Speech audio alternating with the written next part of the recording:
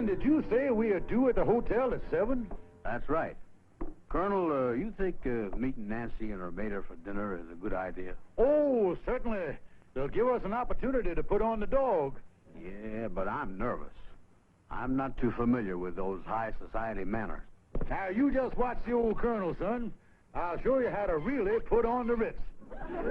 I'm putting on my top hat, putting on my shirt studs, polishing my nails.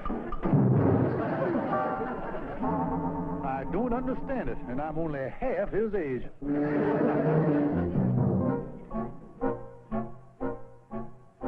It's 7:30, Colonel. Nancy said she and her mater would meet us here at 7 in the hotel lobby. Wait, Calvin, is that Nancy coming through the door now? Isn't she a dreamboat? Yeah, but that dreadnought behind her must be her mother. Look at that pile of blubber coming across the room. Oh, there you are, Calvin. How did do? Colonel Montgomery J. Claxton of Nashville, Tennessee, and former colonel of the Breckinridge County Zouaves. At your service, ma'am. How do you do? I'm so sorry we're late, but I was stuck between Broadway and North Street. Oh, that's okay, just as long as they pried you loose. I beg your pardon. Nothing at all. Now, my dears, let us sojourn into the salon and partake of some of our gastronomic delights. Yeah, let's get in there and tie on the feed bag. Nancy, may I take your arm? Why, thank you, Colonel. Calvin. Huh? Oh, yeah. Mater, may I take your arm? Here's my arm. Mater, you better take mine.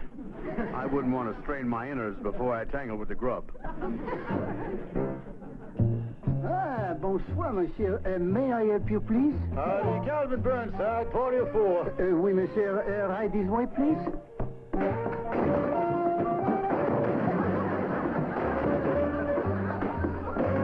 Voilà. You are?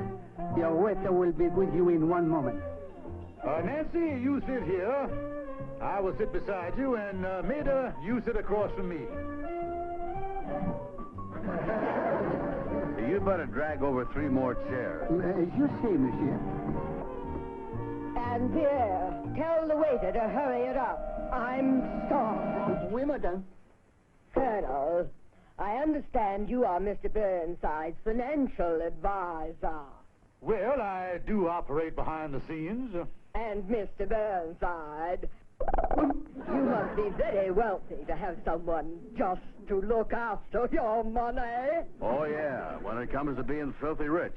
I guess I'm just about as dirty as anyone. Well, Nancy, Mr. Burnside is quite different from that penniless Rupert fellow you were going with. No, Mater. Yes, sir, ma'am. Mr. Burnside had a big year last year. Of course, when it comes to stocks, he concentrated on metals. And while the steels were good, he did have a little trouble with the coppers. Yeah, they had me down to the station house 3 or 4 times. I'm afraid you'll have to excuse Mr. Burnside. Ever since he got his head caught in the bank vault door, he refers to the New York Stock Exchange as the station house. Oh, I see. There's the music. Would you care to dance, Nancy? No, I'd love to, Colonel. Calvin. Oh, yeah. Mater, would you care to get up and waddle the light fantastic with me? I'd love to.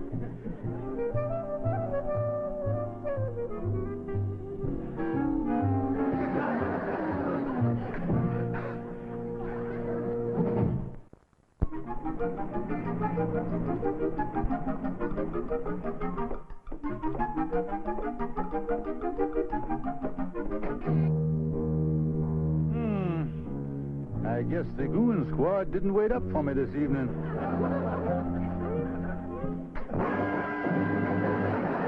On second thought, I guess they're wide awake. Well, good evening, my 2 charming creatures. Never mind that, Montgomery. Where have you been to this hour of the night? I have been assisting the Bluebird of Happiness to build a little love nest in the hearts of 2 of my dearest friends. What do you mean by that? I've been trying to help Calvin marry a young chick so we can move in on her mama's loot. You mean he's going through with this crazy idea of marrying that rich gal? Sure.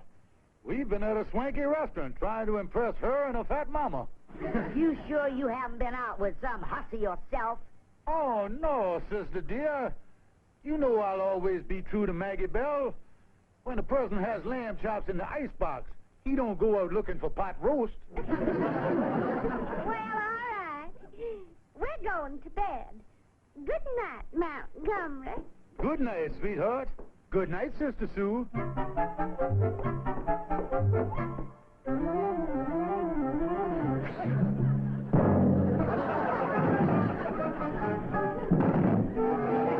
Now, what was that for? I missed you when you came in.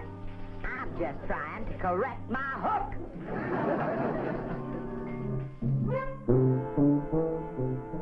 Oh, Nancy, this is wonderful news.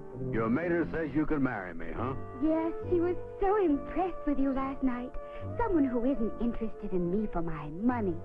Someone of your financial standing. I'm pretty rich sitting down, too. Rupert only had the money you have. If he had put over that big deal, Calvin, it would have been Rupert instead of you. Yeah, that's too bad about Rupert, but when will you and I be sniffing the orange blossoms? Well, of course, Calvin, with all the money you have, I know you'll want us to have our own little dream cottage. Dream cottage? Well, now, wait a minute. Yes, Calvin, and I've had the place in mind for a long while. It's out on the parkway, and Calvin, it's only $12,000. $12,000? Yes, Calvin. And the day you buy it, the wedding bells will ring. I never figured it'd take $12,000 to make me a ding-dong daddy.